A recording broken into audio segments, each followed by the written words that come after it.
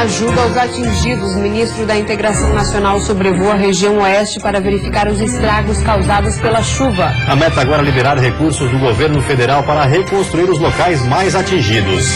No meio oeste, os moradores aproveitaram a melhora no tempo para tentar recuperar o que foi perdido. Ainda bem que ninguém se machucou, né? Apesar disso, né? Apesar do prejuízo, materiais, né? Prejuízo materiais aí e minha esposa ficou ainda tranquilo, né? Que eu vou fazer. Ainda bem que ninguém se machucou. Trânsito livre. Foi aberto agora no final da tarde o tráfego de veículos na ponte Anita Garibaldi, no sul do estado. Operação Ave de Rapina. Conselho de Ética da Câmara de Vereadores da capital pede a cassação do ex-presidente do Legislativo, César Faria. O político é um dos investigados pela Polícia Federal.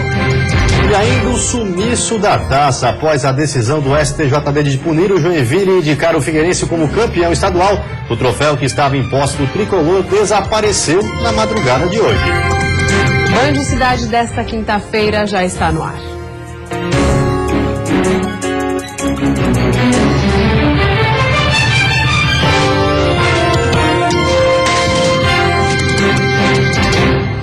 Olá, boa noite. Boa noite. O ministro da Integração Nacional sobrevoou hoje as áreas atingidas pelas chuvas no oeste do estado. O governo federal deverá anunciar medidas para realizar a reconstrução na região. O ministro da Integração Nacional, Gilberto Oshi, juntamente com uma comitiva do governo do estado, sobrevoaram os municípios de Chapecó, Saudades e Coronel Freitas. A meta para os próximos dias é liberar recursos do governo federal para reconstruir os locais afetados. Nós vamos deixar aqui também um técnico, um engenheiro do Ministério da Integração, para que ele possa, junto com a Defesa Civil estadual e as locais, identificarem as necessidades. Nós estamos já num procedimento de reconhecimento pelo governo federal daquelas cidades que tiverem aí a sua decretação de situação de emergência ou de calamidade feitas pelos municípios e reconhecidas pelo estado, e imediatamente atender ao pleito que vier da Defesa Civil estadual. Os prejuízos atingiram 48 cidades, sendo que 13 decretaram situação de emergência e outras 3 de calamidade pública. Mais de 10 mil residências e empresas sofreram com as chuvas. De acordo com o levantamento feito pela Defesa Civil, aqui no estado, aproximadamente 3 mil pessoas foram atingidas pelas chuvas. Somente no município de Coronel Freitas, 80% da cidade ficou devastada com a força da água. Já liberamos os kits humanitários para as pessoas atingidas e agora vamos concluir os levantamentos e saber o que nós vamos disponibilizar de recursos para a reabilitação das cidades e também para a ajuda daquelas famílias que perderam tudo e que nós vamos dar um encaminhamento a exemplo como nós estamos fazendo em todo o estado de Santa Catarina. A família de Dona Dima perderam as únicas fontes de renda, que eram a farmácia e o laboratório. Hoje eles estão fazendo a limpeza no local, já que o prejuízo pode chegar a R$1 milhão. Não tem explicação nenhuma a gente pensar o que aconteceu. Não tem palavras e nem se sabe o que dizer. Aqui ficava uma das casas de seu Lodimar, mas com a força da água a residência foi arrancada inteira e até agora a estrutura não foi encontrada. Mesmo só com um braço, o aposentado está tentando reconstruir o que perdeu. Sorte que deu de manhã cedo, 6:30 da manhã. Aí o povo conseguiu sair de casa, uns acordando os outros, socorrendo, e a gente... Infelizmente perdemos tudo, né? Mas vamos reconstruir. Mutirões estão sendo feitos para realizar a limpeza do município. O abastecimento de água e luz, aos poucos, está sendo restabelecido. Segundo a Celesc, até o fim de semana, todos os municípios já devem ter energia elétrica. Uma nova frente fria chega ao estado nesta sexta-feira, mantendo o tempo instável. A mínima fica em 9 na Serra e a máxima em 23 graus no litoral norte. No Planalto Norte e Litoral Sul, mínima de 14. No Vale do Itajaí, Grande Florianópolis, mínimas entre 15 e 16. E no Oeste, mínima de 13 e máxima de 21 graus. Em Joaçaba, o dia também foi de reconstrução. Moradores que tiveram as casas destelhadas trabalharam duro para consertar os telhados. E o trabalho deve seguir amanhã, quando caminhões com telhas vindas de Xanxerê irão ser distribuídas. Um dia de tempo firme. Tudo que os moradores do bairro Jardim das Hortênsias, em Joaçaba, queriam para poder iniciar os reparos nas casas atingidas pelo forte vendaval da última segunda-feira. Seu Domingos, que perdeu tudo, precisou contar com a ajuda de vizinhos. Ainda bem que ninguém se machucou, né? Apesar disso, né? Apesar do prejuízo, materiais, né? Prejuízo materiais aí e meu esposo ficou ainda tranquilo, né? O que eu vou fazer agora? Vamos batalhar para conseguir. Nas ruas, equipes recolhiam entulhos e móveis danificados pela chuva. 34 casas foram atingidas, segundo o levantamento encaminhado ainda na terça-feira para a Defesa Civil. E é com base nisso que a Prefeitura conseguiu auxílio. Telhas que estavam em Xanxerê serão entregues aos moradores amanhã. O bom trabalho da equipe técnica, sem sombra de dúvida, foi o que ocasionou essa rápida liberação. Vamos também fazer referência à equipe da Defesa Civil Estadual, que também foi muito importante e conseguiu trazer essa resposta rápida para a sociedade. Então, sem dúvida, foi muito rápido e graças ao fruto do trabalho de uma grande equipe. Além do auxílio da Prefeitura e da Defesa Civil, os moradores contam também com a solidariedade de outras pessoas. Por isso, campanhas estão sendo realizadas para ajudar os atingidos. O foco principal das doações são telhas de barro e eternite, além de cobertores e colchões. As doações podem ser entregues no prédio da antiga rodoviária ou na sede do CRAS, no bairro Cruzeiro do Sul. O presidente da Câmara Municipal de Florianópolis, Herádio Gonçalves, recebeu hoje o relatório final do Conselho de Ética sobre a denúncia de quebra de decoro parlamentar por parte do vereador César Faria. Os vereadores votaram por unanimidade pela cassação do ex-presidente da Câmara, considerando que ele manchou a imagem do Poder Legislativo Municipal, caracterizando quebra de decoro e falta de ética. Para chegar a essa conclusão, o Conselho levou em consideração os fatos apresentados na investigação da Polícia Federal, como as interceptações telefônicas e a relação de proximidade entre César Luiz Belloni Faria e os agentes Júlio Pereira Machado e Adriano Melo, também indiciados na Operação Ave de Rapina. Os vereadores consideraram que César Faria é responsável por integrar e liderar uma organização criminosa especializada em corrupção que atuava dentro do Legislativo e do Executivo de Florianópolis, além de beneficiar empresas, em especial a COP e a Focali. A operação apontou irregularidades em contratos licitatórios fechados pela Prefeitura para eventos e serviços dos radares de controle de velocidade. Também houve suspeitas na alteração e aprovação de leis na Câmara de Vereadores. O relatório pedindo a cassação do vereador vai ser analisado em plenário e precisa receber a maioria absoluta dos votos para ser aprovado. A votação deve acontecer na primeira semana de agosto, após o recesso parlamentar. E a seguir, prevenção contra incêndios. Bombeiros vão vistoriar 5.000 prédios em Balneário Camboriú. E ainda chegou a Santa Catarina um equipamento que promete revolucionar a maneira como as análises genéticas são feitas.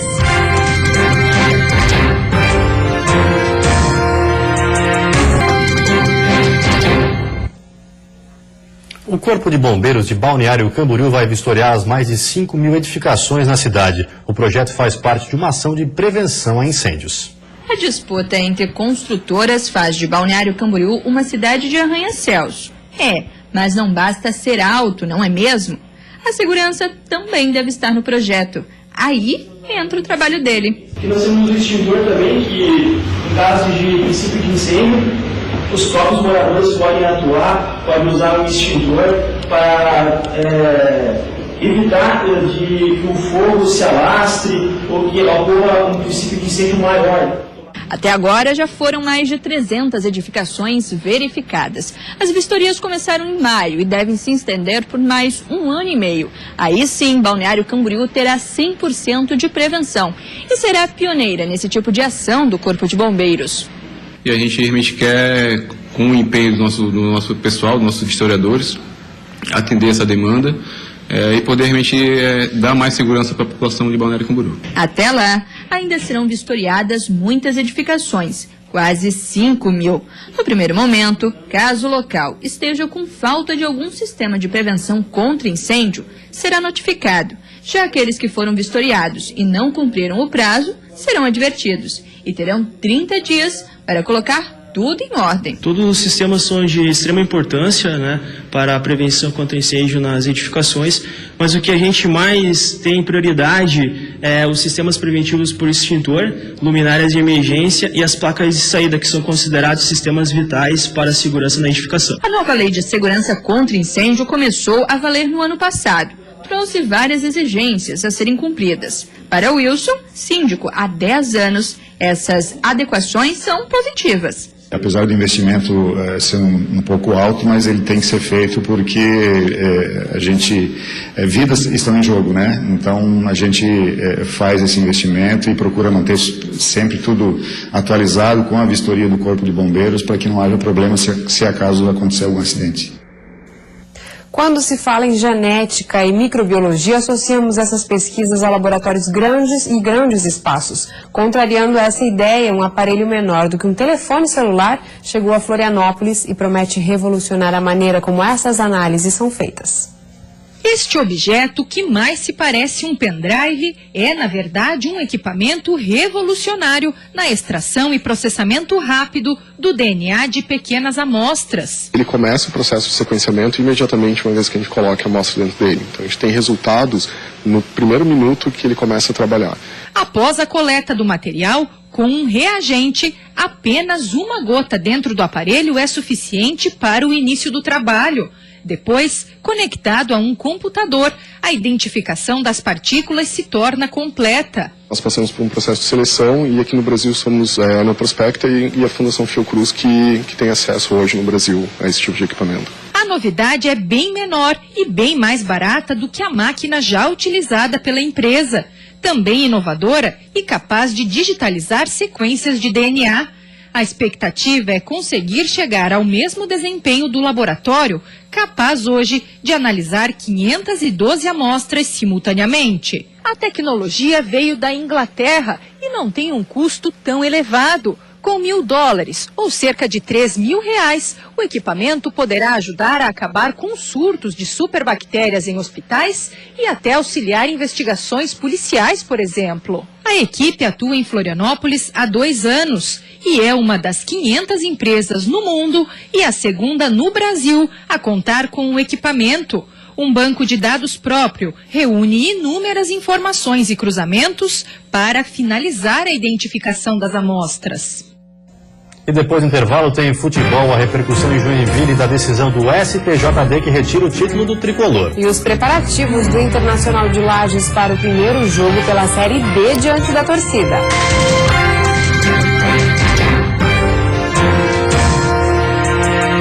A sua visão não é mais a mesma? Então está na hora de trocar seus óculos de grau. Pegue a sua receita.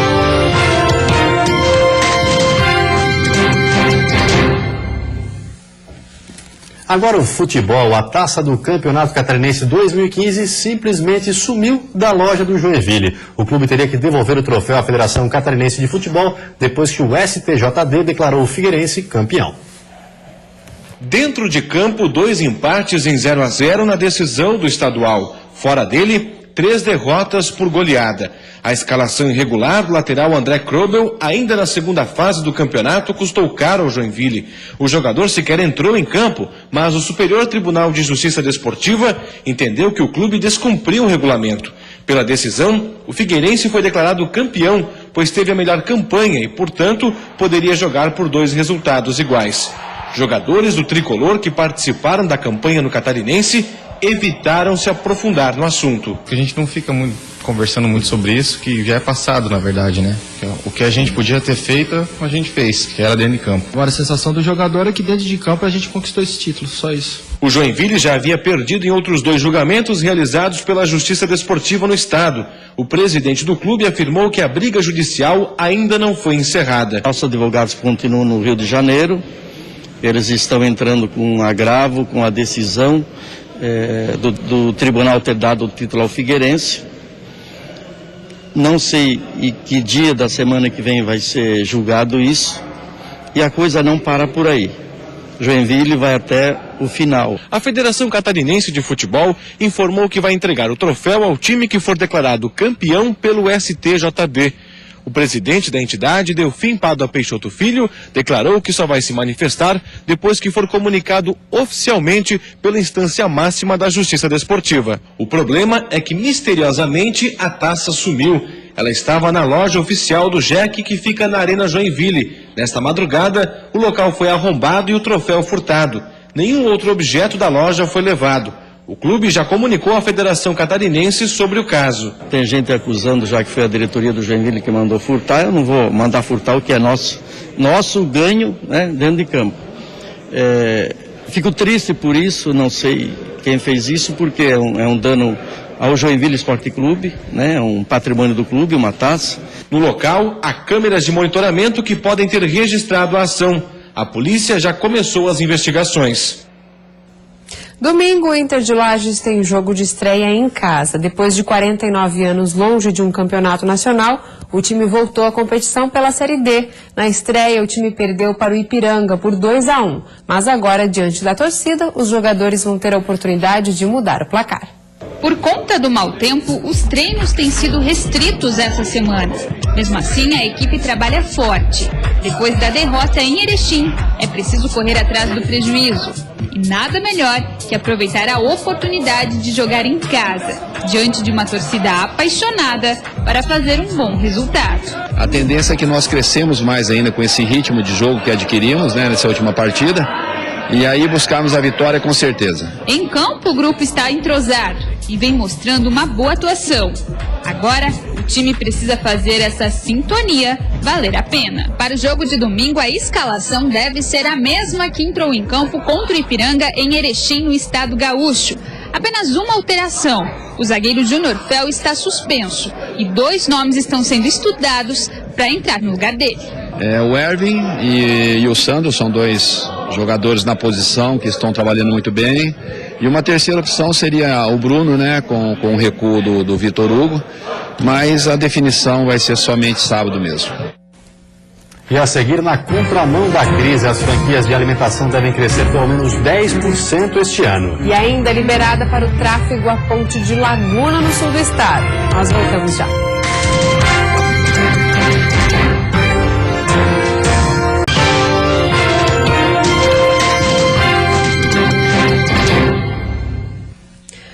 Dia 16 de julho de 2015, um dia que entrou para a história de Laguna. Finalmente, hoje à tarde, a ponte Anita Garibaldi, inaugurada ontem, foi liberada para o tráfego. Depois de muito trabalho, enfim, a obra ficou pronta para receber os veículos. Pontualmente às 5h07 da tarde, a ponte Anita Garibaldi foi liberada e, a partir de agora, o principal gargalo da BR-101 deixa de existir. De acordo com o DENIT, uma média de 1.000 carros passarão pela estrutura todos os dias. E os motoristas fizeram a festa. Enfim, a estrutura de quase 800 milhões de reais passa a fazer parte da rotina de quem já sofreu tanto tentando cruzar a BR-101.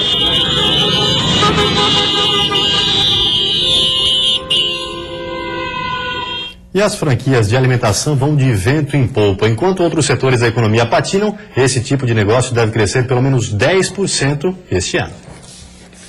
Batata frita feita na hora dentro de um cone de papel. O freguês escolhe o molho. Foram vendidas mais de 180 unidades na inauguração da loja. Para Bernardo, sinal de que acertou em cheio na escolha do negócio. Eu acho que o ramo de alimentício é o único que não tem crise de alimento. É o único. A única coisa que não tem crise no Brasil é alimento. Todo mundo come. Enquanto a economia caminha em marcha lenta, o setor de franquias não tem do que reclamar, principalmente quando se trata de alimentação. O hábito de muitos brasileiros de comer fora de casa deve fazer com que esse tipo de negócio cresça pelo menos 10% esse ano. As franquias de alimentação faturaram 26 milhões de reais no ano passado, mas quem está interessado em abrir um negócio associado a uma marca já conhecida precisa tomar alguns cuidados. É importante verificar a idoneidade dessa empresa, verificar quantos anos ela existe no mercado, qual a repercussão da marca, porque você vai aderir a um sistema, você vai aderir a regras. Picolé de Araticum, Cagaita e Cajamanga. Sandro abriu 3 sorveterias de sabores exóticos na capital mineira. Tudo isso em menos de um ano, número que pode dobrar até dezembro, graças aos elogios dos fregueses. Nossa, a gente escuta isso com muita frequência. Bom também para quem procura trabalho. As franquias de alimentos empregam 1 milhão de pessoas no país. Eni decidiu apostar. Trocou a rotina de dona de casa pelo preparo de sobremesas. É muito bom, não, eu adoro. Não, todo mês você poder contar, né? Com aquele dinheirinho, com aquele salário, né? E vem aí o Jornal da Band. Uma ótima noite para você. Até amanhã. Boa noite. Até amanhã.